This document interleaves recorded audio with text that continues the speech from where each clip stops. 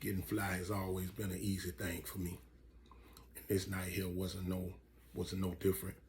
We was in Biloxi, Mississippi, in one of my favorite cities.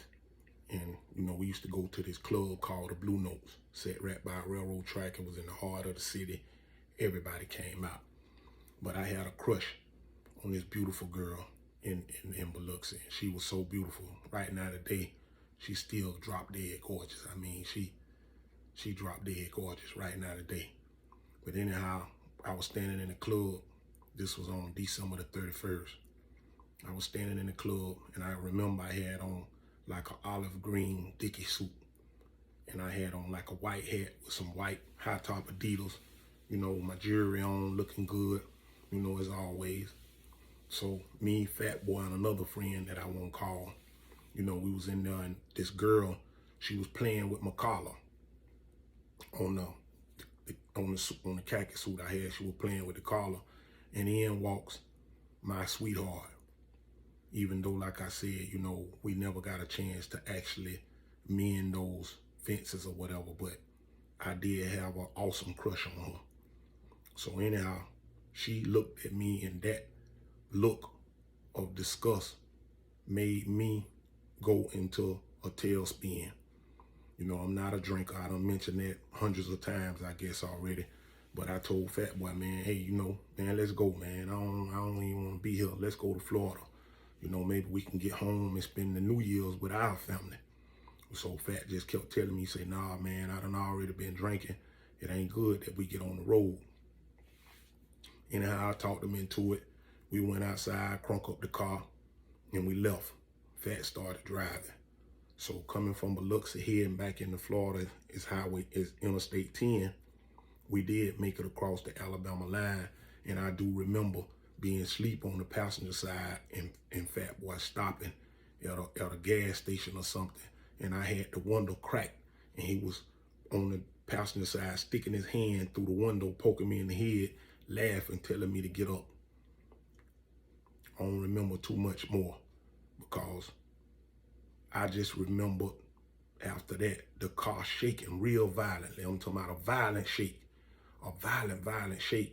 And if you're in a heavy sleep, sometimes it's hard to wake up. And I woke up just in time to throw my hand up over my face, and I heard the loudest bang. It sounded like somebody threw a stick of dynamite in the car with us. And he had hit a tree. He fell asleep. And it left me pinned in the car. And, Fat got out the car and ended up going to get some help. But a guy driving an 18-wheeler actually saw us, and he came down and held my hand until they was able to come and cut me out of the car. This was in Milton, Florida, on the other side of Baghdad, Florida. And by the time they got me to the hospital, I had a broken back. I had a broken left thigh bone. I broke that bone in half. I had a broken right foot. I had a severely cracked skull. Excuse me. I had 7 broken ribs. I had fractured my shoulder, and a couple more other things. So when they got me to where they got me at, the only thing I could say is my back. I just kept saying my back. So they was like, I heard them say his injuries is too much for this small hospital. We're gonna have to airlift him to Tallahassee. So they put me on a helicopter and airlifted me to Tallahassee Memorial. And when I got out of the helicopter, the last thing I remember, I was breathing like,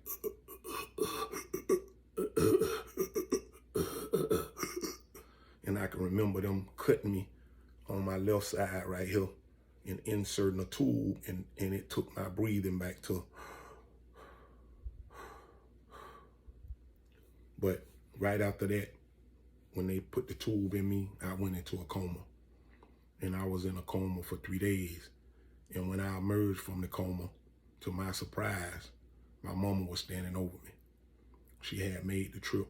Somebody told her what happened, and she got on the bus from out my hometown, which is 6 hours away, and came up. And instantly I felt a little better, but I was all broken up though. So she stayed there with me. Fatboy ended up coming to see me.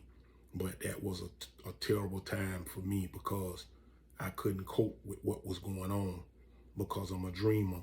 And I had been seeing this accident happen in so many different variety of ways, in so many ways. I seen the car spinning and flying off a cliff. I seen it going over in some water and me drowning.